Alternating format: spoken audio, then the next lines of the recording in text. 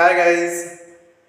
Indian Contract act के lecture series के अगले क्रम में हम लोग आज समझते हैं एक्सेप्शंस टू कंसिडरेशन, यानी कि प्रतिफल के क्या अपवाद होते हैं, किन किन मामलों में कंसिडरेशन की आवश्यकता नहीं होती है, वो कौन कौन से ऐसे मामले हैं जिसमें प्रतिफल की ज़रूरत नहीं होती है। तो आइए समझते हैं एक्सेप्शन टू कंसिडरेशन।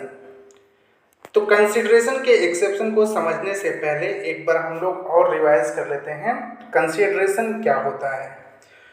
तो section 2D of the Indian Contract act बात करता है कंसिडरेशन की। When at the desire of the promisor, the promisee or any other person has done or abstained from doing, or does or abstains from doing, or promises to do or abstain from doing something, then such act, abstinence or promise is called consideration for the promise। यानी कि promiser के Dzire पे promisee और any other person has done और abstain from doing, कुछ कर चुका है या करने से प्रवृत्त रहा है, या डज और abstains फ्रॉम डूइंग, करता है या करने से प्रवृत्त रहता है, और promises टू डू और टू abstain फ्रॉम डूइंग, और वचन देता है कि वह कुछ करेगा या करने से प्रवृत्त रहेगा, तब ऐसा एक्ट, ऐसा एब्स्टिनेंस और ऐसा प्रॉमिस कंसिडरेशन कहा जाएगा उस प्रॉमिस के लिए, उस वचन के लिए। तो आइए हम लोग देखते हैं क्या क्या एक्सेप्शन है कंसिडरेशन के। तो सेक्शन 25 को पहले हम लोग देखते हैं, जिसमें जनरल रूलिंग है, सामान्य नियम यह है कि agreement without consideration is void, यानी कि कोई भी ऐसा एग्रीमेंट जिसमें कंसिडरेशन नहीं है, जिसमें प्रतिफल नहीं है, वह वॉइड होगा, वह शून्य होगा। शून्य का मतलब होता है कि विधि की नज़र में उसकी कोई कीमत नहीं होती है, उसकी कोई अहमियत नहीं होती है। अब हम लोग समझते हैं एक्सेप्शन टू कंसिडरेशन। तो देखा जाए कि एक्सेप्शन क्या है कंसिडरेशन के। According to section 25 of the Indian Contract Act, agreement without consideration is void. Agreement without consideration is void. This is the general law. Unless it is in writing and registered, or is a promise to compensate for something done, or is a promise to pay a debt by time barred by the Limitation Act. An agreement made without consideration is void unless the first exception is it is expressed in writing and registered. Expressed in writing and registered. Under the law for the time being enforced for the registration of the document, and is made on account of natural love and affection between the parties standing in a near relation to each other। मतलब पहला exception बात करता है कि ऐसा कोई भी जो नियर रिलेटिव के मध्य नेचुरल लव एंड अफेक्शन के मध्य किया जा रहा है, और उस बात को वह रिटन फॉर्म में देता है, और रिटन फॉर्म में उसके बाद वह उसे रजिस्टर्ड करा देता है। जो भी उस वक्त नियम कानून है किसी डॉक्यूमेंट के रजिस्ट्रेशन से संबंधित, तब जो है उसके लिए कंसिडरेशन की आवश्यकता नहीं होगी। यानी कि ऐसा डॉक्यूमेंट, ऐसा रिटन जो है डॉक्यूमेंट तैयार किया गया है, वो नेचुरल लव एंड अफेक्शन में तैयार किया गया है, नियर रिलेटिव के बीच में तैयार किया गया है, और ऐसे एग्रीमेंट को रिटन फॉर्म में तैयार करके उसे रजिस्टर्ड कराया गया है, तो उस दशा में कंसिडरेशन की आवश्यकता नहीं होती है। ये पहला एक्सेप्शन बात करता है। दूसरा एक्सेप्शन हम लोग देखते हैं, सेक्शन 25 सब सेक्शन 2 बात करता है, it is a promise to compensate wholly or in part a person who has already voluntarily done something, यानी कि जिसके द्वारा पहले से ही कुछ किया जा चुका है, for the promiser, or something which the promiser was legally compellable to do। यानी कि ये ऐसे प्रॉमिस को, ऐसे कंपनसेशन के लिए आप प्रॉमिस कर रहे हैं जिसे उसने पहले ही कर लिया है, मतलब already voluntarily done something for the promiser, यानी कि वचनदाता के लिए पहले ही उसके द्वारा कुछ कार्य किया जा चुका है, उसे कंपनसेट करने के लिए वह प्रॉमिसर वचन देता है कि हम कंपनसेट करेंगे, तो उस दशा में भी जो है कंसिडरेशन की आवश्यकता नहीं होगी। ऐसा एग्रीमेंट बिना कंसिडरेशन के ही इन्फोर्सिएबल होगा। तीसरा एक्सेप्शन हम लोग देख लेते हैं जो बात करता है it is a promise made in writing and signed. Writing में है, साइन में है, by the person to be charged therewith or by his agent generally or specially authorized in that behalf to pay wholly or in part debt by which the creditor might have enforced payment, but for the law of the limitation of the suit it is barred. If these cases coming then such an agreement is contract, यानी कि कोई भी ऐसा डेप्ट है जो time बार हो गया है, यानी कि उसे वसूली करने का जो नियत समय था वह बीत चुका है, अब वह टाइम बार हो गया है, कालावरोधित हो गया है। उस दशा में यदि वह जिसे पेमेंट करना है वह वचन देता है, लेकिन वचन किस फॉर्म में, रिटन फॉर्म में है और उसने साइन किया है उस पर, और यह कहता है कि चलिए ठीक है मैं वह पेमेंट कर दूंगा जो आपका बकाया है और कालावरोधित हो गया है, टाइम बाहर हो गया है, उसको मैं पेमेंट करूंगा, ये मैं लिख के अपना साइन करके दे रहा हूं, तो उस दशा में भी जो है कंसिडरेशन की आवश्यकता नहीं होगी, वह वचन ऐसे ही बिना कंसिडरेशन के इन्फोर्सिएबल रहेगा, उसे लागू कराया जा सकेगा। एक्सप्लेनेशन हम लोग समझ लेते हैं। दो एक्सप्लेनेशन दिए गए हैं section 25 of the Indian Contract Act में। पहला एक्सप्लेनेशन है nothing in this section shall affect the validity as between the donor and the donee of any gift actually made, यानी कि जो गिफ्ट मेड किया जा रहा है वह दान के जो है अनुक्रम में ये अफेक्ट नहीं करेगा उसकी वैलिडिटी को, यानी कि दान की वैलिडिटी को सेक्शन 25 जो है वो इफेक्ट नहीं करेगा, उस पर प्रभाव नहीं डालेगा।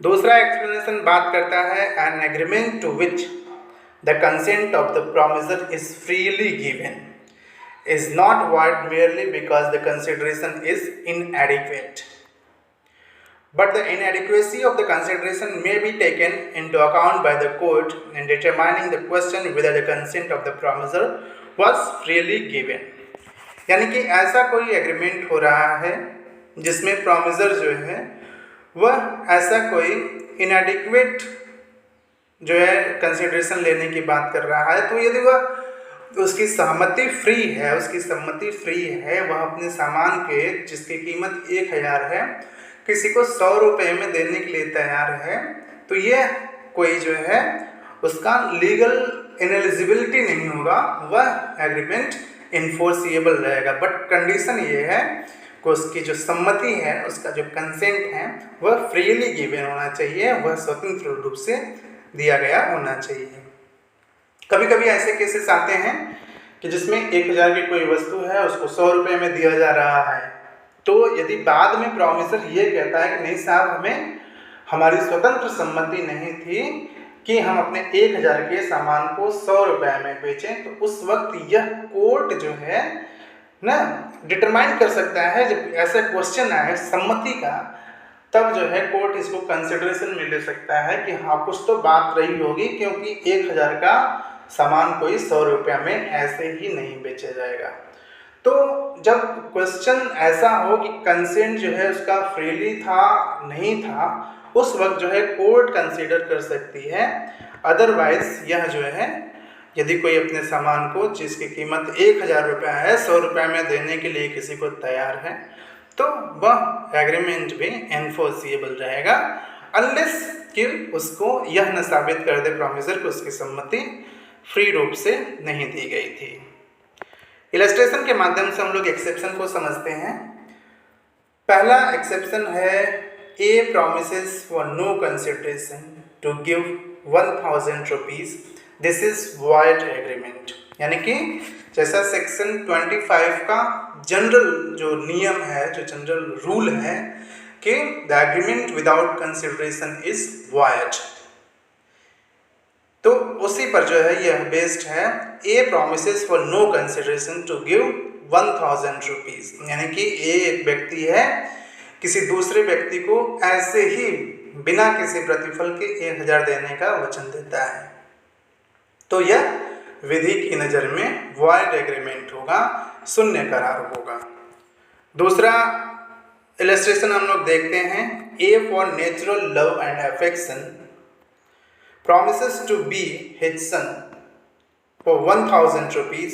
A puts his promise to be into writing and registers it. This is a contract. A अपने बच्चे को 1000 रुपये देने का वादा करता है, वचन देता है, और ऐसे वादे को वह लिखित रूप में दर्ज करता है।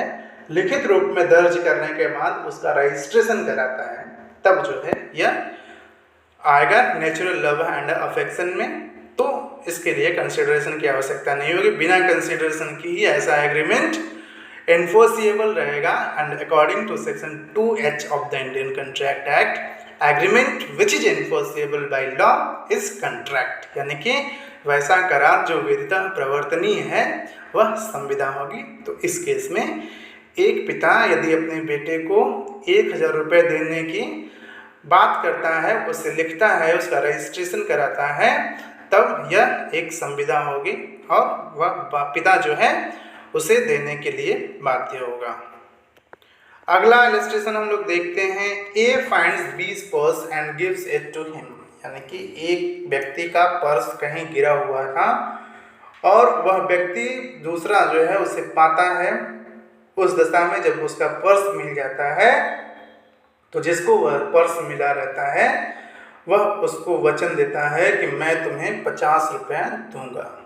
तो यह पास्ट वॉलंटरी सर्विस में जाएगा सेक्शन 25 के सबसेक्शन 2 में। तो इसे जो है एक कॉन्ट्रैक्ट माना जाएगा और वह 50 रुपये देने के लिए बाध्य रहेगा। अगला इलस्ट्रेशन है। ए supports बी's infancy, B promises to pay A's expenses in so doing. This is a contract, यानी कि A सपोर्ट करता है B के बच्चे को, जो इन्फेंट है, जो शिशु है, और उसके एवज में उस शिशु के पिता के द्वारा जो देखभाल कर रहा है उसको वचन देता है कि आपका जो भी खर्चा होगा इस बच्चे की देख रेख में मैं उसे वहन करूँगा, मैं उसे दूंगा। तो ये भी जो है कंट्रैक्ट है, क्योंकि at the desire of the promiser वह सर्विस दे रहा है, इसलिए यह कंट्रैक्ट माना जाएगा। अगला इलस्ट्रेशन है। ए ओज B 1000 rupees but the debt is barred by the Limitation Act. A signs a written promise to pay B of 500 rupees on account of the debt. This is a contract. ये time बार date में आएगा तीसरे exception में। ए एक व्यक्ति है जो उधार लिया हुआ है 1000 रुपया, ठीक। 1000 रुपया टाइम बार्ड होता है, वह उसकी वसूली नहीं कर पाता है। बाद में वह व्यक्ति जिसने 1000 रुपया उधार लिया था वह लिख के यह वचन करता है कि मैं 1000 तो नहीं दे पाऊंगा, लेकिन 1000 के बिहाफ पे मैं आपको 500 रुपये दे सकता हूँ। तो उसने सोचा कि भाई चलिए 1000 नहीं मिल रहा है, 500 मिल रहा है, 500 के लिए हम तैयार हो जाए। तो वह लिख कर 500 रुपया देने का वचन करता है जो टाइम बार्ड हो चुका रहता है। तो अब लिख के चूंकि उसने अपना वचन दे दिया है, इसलिए यह सबसेक्शन 3 में आएगा, उपधारा 3 में आएगा, धारा 25 के, और यह एक कॉन्ट्रैक्ट माना जाएगा।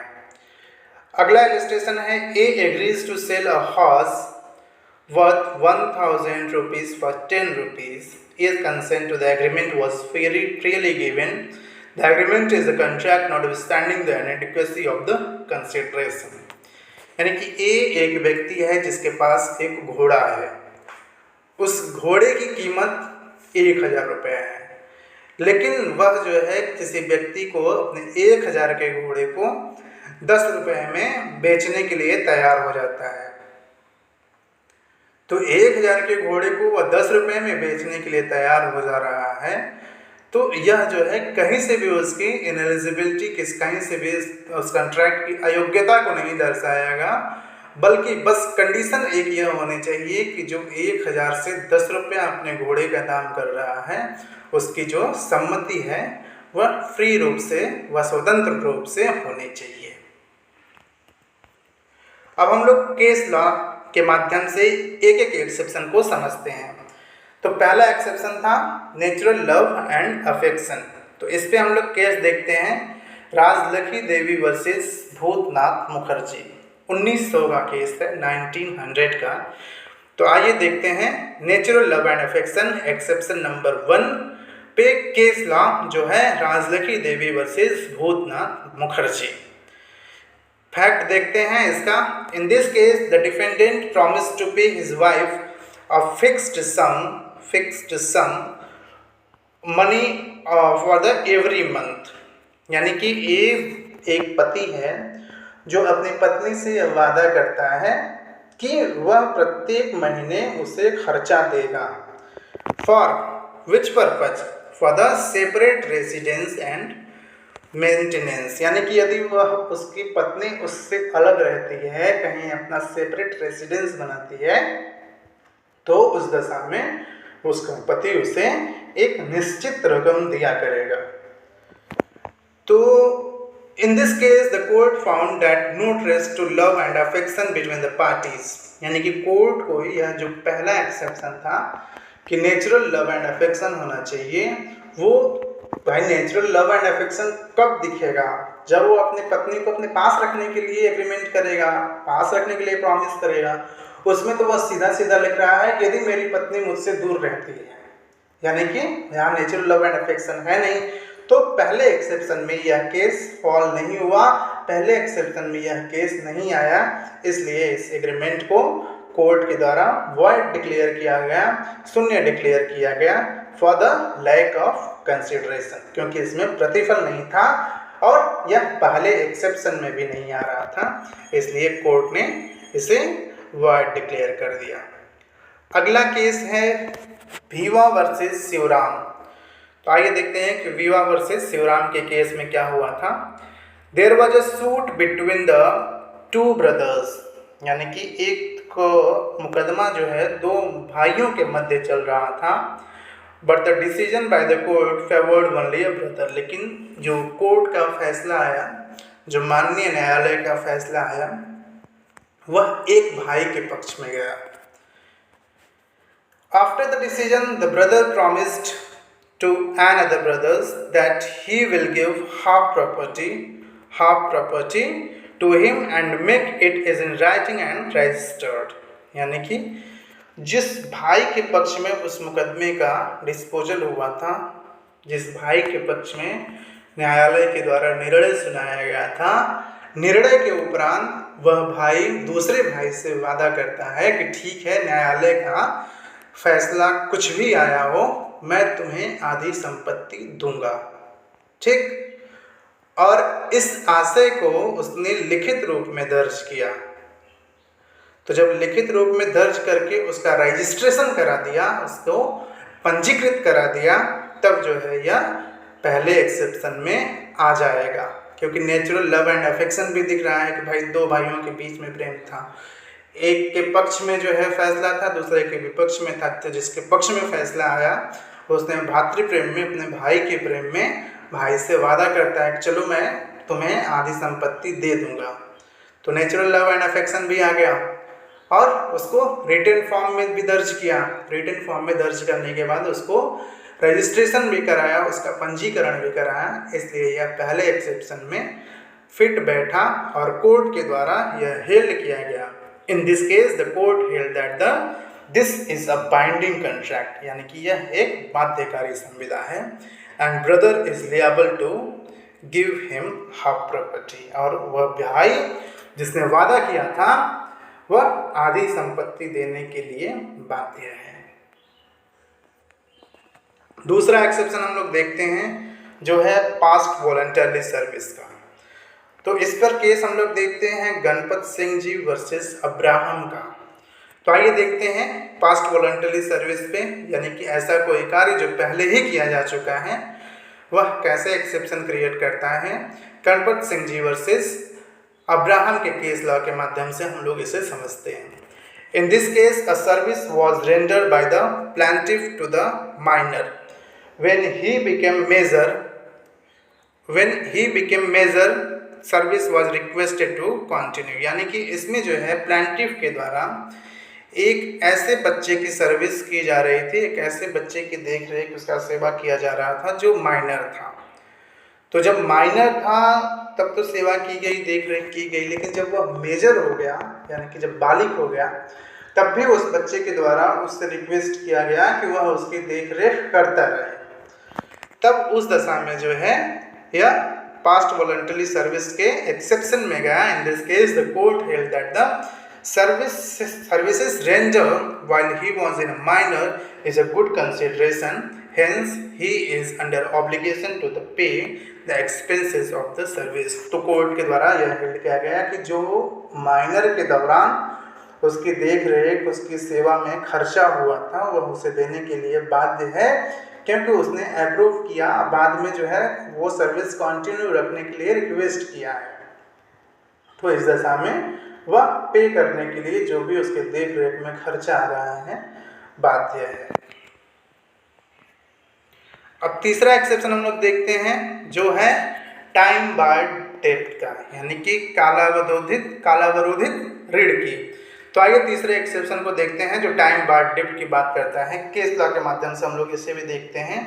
केस है दौलत राम वर्सेस सोमनाथ, दौलत राम बनाम सोमनाथ। तो आइए देखते हैं कि दौलत राम बनाम सोमनाथ के केस में क्या हुआ था। इस केस में भूस्वामी ने किराएदार को नोटिस देकर एक निश्चित अवधि के लिए किराए की बकाया रकम, जिसमें काल तिरोहित ऋण भी शामिल था, काल तिरोहित किराया भी शामिल था, के भुगतान की मांग की। यानी कि एक भूस्वामी है जो किसी किराएदार को रखा हुआ था, उसने कई महीनों से अपने किराए का भुगतान नहीं किया था। तो भूस्वामी ने उसे नोटिस दिया कि जो भी ऋण बकाया है उसका भुगतान आप कीजिए, और इस नोटिस में कुछ ऐसे भी भुगतान बाकी थे जो टाइम बार्ड हो चुके थे, जो कालावरोधित हो चुके थे, जो काल तिरोहित हो चुके थे।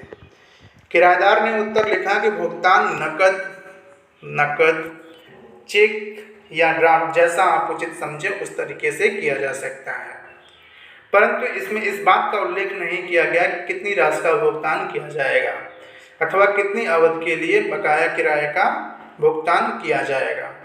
किराएदार ने बकाया किराए की कुछ रकम का भुगतान किया, परंतु इसमें जो टाइम बार्ड किराया था वह सम्मिलित नहीं था।